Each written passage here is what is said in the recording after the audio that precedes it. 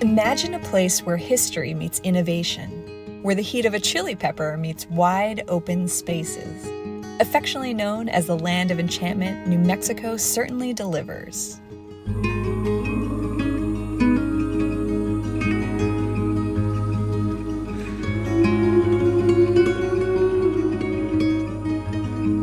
I spent 1 week in early April traversing the northern part of the state, from the main hubs of Albuquerque and Santa Fe out to the far-reaching mountains of Taos and Navajo Nation.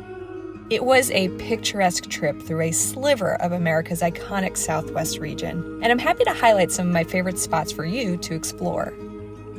Here's a look at how I spent 8 days in New Mexico.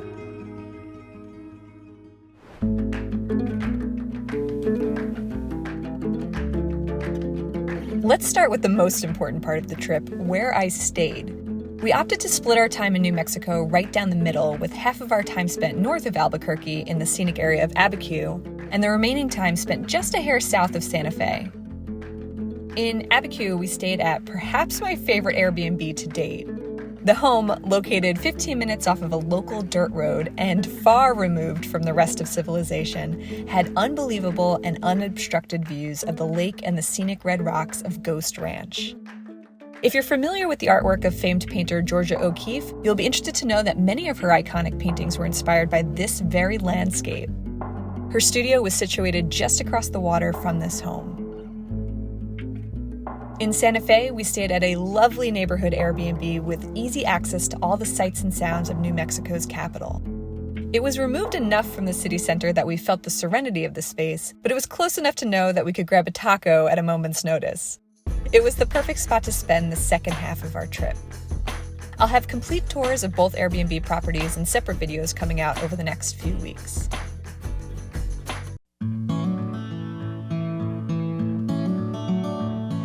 In no particular order, let's jump into a complete breakdown of places I'd love to recommend to you for your time in New Mexico. Feel free to use the chapter markers in this video to skip ahead to any sections that may specifically apply to the trip you're planning. First up is a shout out to the city of Albuquerque.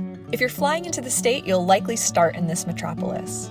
Famously known for the Albuquerque International Balloon Fiesta, this city is a bustling, colorful place to visit in October. Hundreds of hot air balloons take to the sky in this vibrant multi-day festival every year. In the early spring, of course, we did not have an opportunity to see this, but we did enjoy several other sights in the area. On our very first evening in the city, we paid a visit to the Sawmill Market, a 34,000 square foot food hall comprised of local merchants and delectable dishes. This historic space, once a thriving lumber yard, now serves as a melting pot of New Mexican cuisine and art. We dove straight into the flavors of the state by ordering a smothered burrito and red and green nachos from a vendor appropriately called Red and Green. The colors reference the famous New Mexican chili peppers, which grow green and ripen to red over time. Each color brings a different flavor and heat, but if you're looking to experience a bit of both, feel free to ask for the Christmas topping. Trust me, this is not unusual. You'll find this phrase used just about everywhere, and it's the fastest way to get both versions of chili on your meal. We rounded out our time at the Sawmill Market by grabbing a fresh churro from an adorable place called Churro y Corn. The next morning, we woke early to wander the streets of Old Town Albuquerque. Founded in 1706, this area features about 10 blocks of historic adobe buildings and mostly consists of local gift shops, restaurants, and museums. I'm not much of a souvenir person, so I didn't mind strolling the empty streets so early before most stores opened. In fact, I appreciated getting to take in all the architectural detail without the distraction of other tourists. By the time places did begin to open up, we were curious to stop into the American International Rattlesnake Museum. This small space surprisingly housed the most diverse collection of living rattlesnakes in the world, and the owner, who personally welcomed us into his shop, could not have been more informative and passionate about the display. For a very small fee, I'd highly recommend spending 20 minutes of your time, yes, even if you're scared of these guys, educating yourself and taking in this impressive collection. Our last stop in Old Town was another unsuspecting sight, the Church Street Cafe. Presenting as a quaint, quick-service restaurant from the outside, we were soon awestruck by the size and decor of the interior. The building, known as Casa de Ruiz, is the oldest residence in Albuquerque and one of the oldest structures in New Mexico. For that alone, you should certainly indulge in a meal here, if not for the food, then for a chance to admire the history. But I have to say, you can't go wrong with the food. We split a delicious breakfast burrito, and if we had more time, we would have been back for dinner. Our morning in Old Town wrapped rather abruptly when it started to hail, so we hopped in the car and enjoyed a short self-guided location tour of one of Albuquerque's most well-known TV shows, Breaking Bad. If you're a fan of the show, you'll recognize Jesse's house, tucked within a neighborhood not far from Old Town, and the doghouse just up the road. I regretted my decision to eat a corn dog, but loved photographing the retro storefront. About 25 minutes south, we stopped at Twister's, otherwise remembered as Los Pollos Hermanos in the show. Again, bad decision on my part to try the fast food, but I did get a laugh picturing it as the meth lab depicted in the show. Venturing outside the city limits, I'd recommend paying a visit to Petroglyph National Monument, a location protecting one of the largest petroglyph sites in North America. Petroglyphs are ancient rock carvings and in this case date back 400 to 700 years and can be attributed to both the Native Americans and Spanish settlers in the area. There are several short trails within driving distance from the visitor center, and we opted to spend 30 minutes or so in the Boca Negra Canyon area. The volcanic terrain itself was quite intriguing, but it was also fascinating to be so up close and personal to these ancient messages.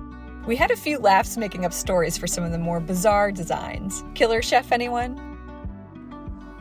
Oh, and a special shout out to our very first Roadrunner sighting of the trip. It turns out these things aren't just Looney Tunes. Beep, beep.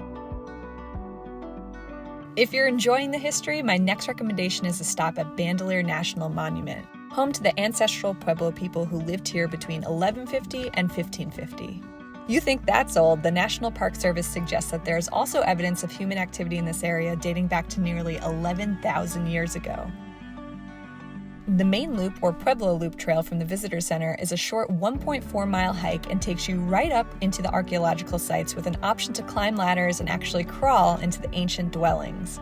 The trail is very well marked and easy to navigate. I'd recommend grabbing a trail guide at the Visitor Center which explains what you're seeing at the numbered stops along the way. Those in wheelchairs or strollers can enjoy the paved section of the trail for a short bit until the climb up to the dwellings begins.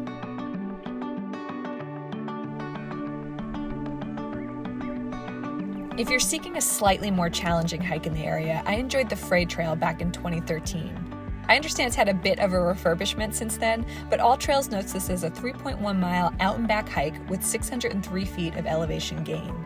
I remember it to be a bit less crowded than the main Pueblo Loop Trail and packing a punch with incredible views of the canyon. My last trail shout-out in this area, and easily my favorite one, was the Sankawi Ruins Trail, about a 15-minute drive from the Visitor Center. This 1.5-mile trail touts itself as being an outdoor museum, and it certainly did not disappoint. Though relatively short, the trail felt like a treasure hunt with petroglyphs and ancient pottery fragments to be found. It goes without saying, please respect this place and do not take or break anything. In addition to the spectacular historic sites, the trail itself was a ton of fun, with ladders to climb and small crevices to navigate through. It was an adventure from start to finish, and I highly recommend to stop here if you're hoping to feel like a true explorer.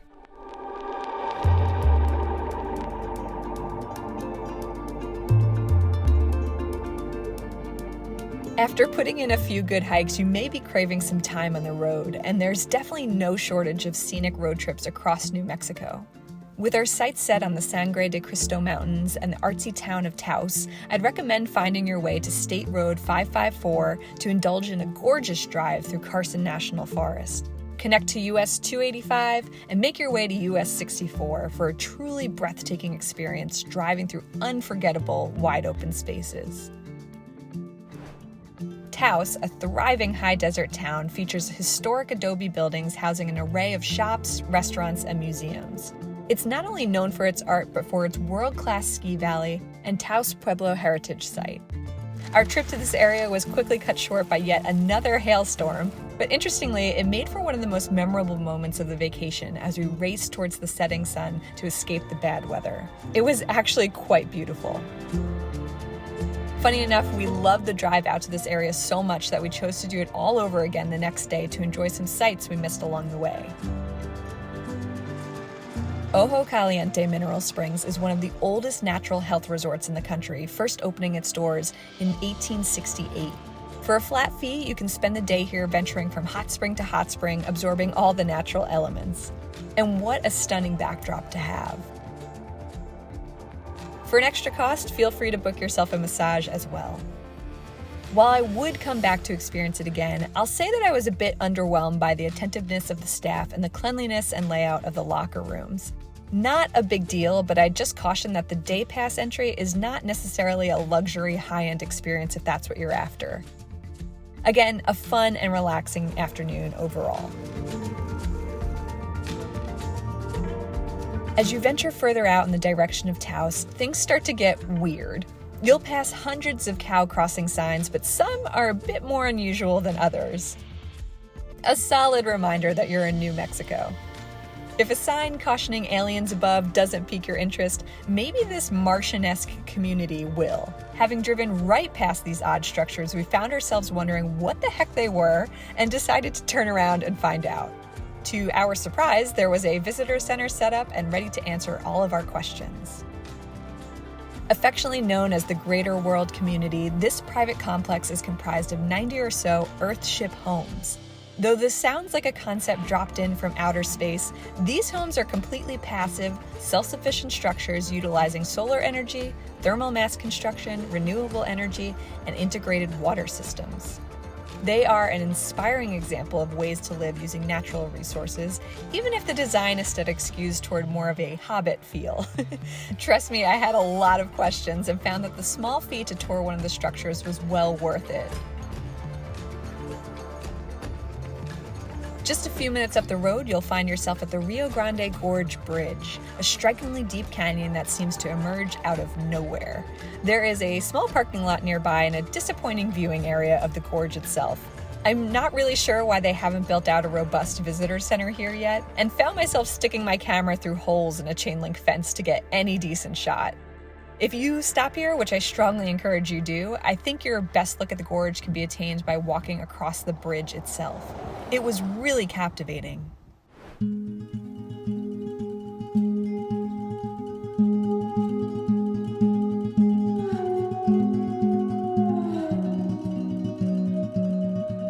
Sticking to our theme of otherworldly sights to see, I can't forget to mention Bisti De-Na-Zin Wilderness Area, also known as Bisti Badlands.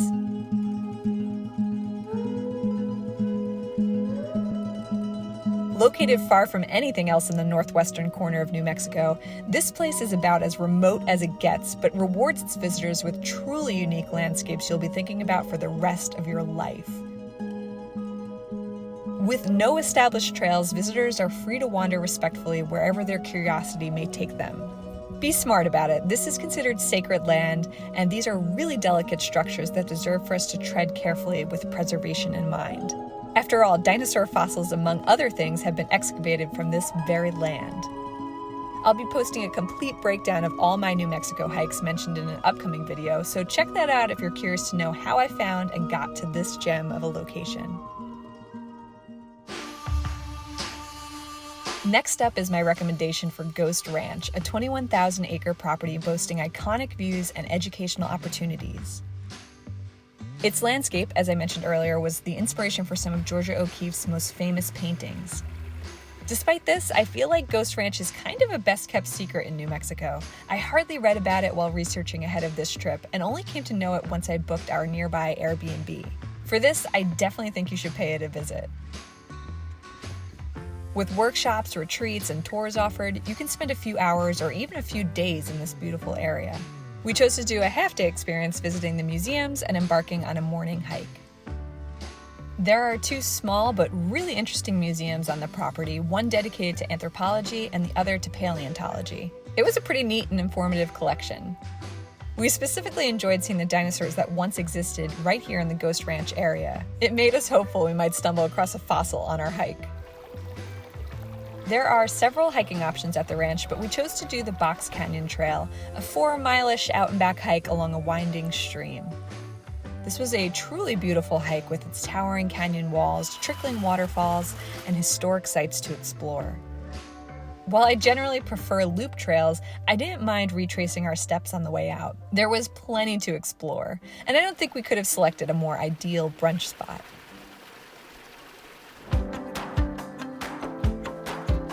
Affectionately known as the City Different, New Mexico's capital city of Santa Fe is an enchanting blend of culture, art, and hospitality. While it can feel touristy in places, it holds a depth and a generosity that feels both genuine and welcoming. Not to mention, I was completely smitten by the adobe architecture on every corner within the historic district. My recommendations for this area begin with visiting the Santa Fe Plaza, the true heart of the city. With a large selection of shops at your disposal, I'd actually recommend locating the Native American vendors lining the sidewalk near the New Mexico History Museum. These are authentic craftspeople participating in the Native American Artisans Portal program hosted by the museum. It's an opportunity for you to buy art right from the artist. Just up the road is the Cathedral Basilica of St. Francis of Assisi. Visitors are welcome to attend Mass here or simply stand in awe of the French Romanesque Revival-style architecture. This cathedral is touted as one of Santa Fe's most celebrated landmarks. And now that you've stayed in Abiquiu and visited Ghost Ranch, no trip to Santa Fe would be complete without a stop at the Georgia O'Keeffe Museum. I had the pleasure of visiting this on my last trip to the city, but found the tickets to be sold out this time around. Be sure to reserve your spot in advance. Speaking of my previous trip here in 2013, if you're looking to venture just outside the city limits and are down for some adrenaline, look into Cocopelli Rafting Adventures. We did a half-day whitewater rafting trip down the Rio Grande and had an absolute blast. Back to Santa Fe City proper, I wanted to shout out a few spots for the foodies out there. After all, you can't visit New Mexico without indulging in its flavorful cuisine. My first mention is to grab a bite to eat at the Pantry Rio. We ordered a pantry burger, which came smothered in chili sauce, the trio appetizer featuring a queso dip, guacamole, and salsa, and a beef quesadilla. We still talk about how good the food was and love the vibe of the place overall. Next up is a shout out to the Cacao Chocolate House, a chocolate shop specializing in drinking chocolate elixirs. Essentially, their craft is to recreate historical chocolate drinks from around the world dating all the way back to 1000 BC. You can pay for a flight of 4 and sample whichever elixirs you're most curious about. My personal favorite was the Azul, a blend of dark and milk chocolates infused with fall spices. It tasted like Christmas in a cup. Also, be sure to try a bite of the chocolate-covered chili, an unexpectedly good treat. If you're hoping to walk in the footsteps of Anthony Bourdain, a stop at Five and Dime should be a must on your list. This unassuming general store is known for its Frito pies, a bag of Fritos topped with cheese, chili, and onions. While Bourdain admitted it was delicious, he also equated it to your typical hangover food, and we'd have to agree. Stop in and try it for yourself and let me know what you think. My very last mention for food is reserved for those seeking a nice night out with top-notch cuisine tucked within a perfectly themed New Mexican restaurant. Established in 1944, the Pink Adobe has been known for dishing out legendary meals, and we were thrilled to be able to give it a try. We ordered the trio to start and enchiladas for dinner. And if you love sweets, their French apple pie is a staple dessert for any guest. Well, that wraps up an unforgettable trip to northern New Mexico. I look forward to returning again one day to explore even more from the land of enchantment. In the meantime, I hope you found this video helpful for your vacation planning. Have a great time, and as always, thanks so much for watching.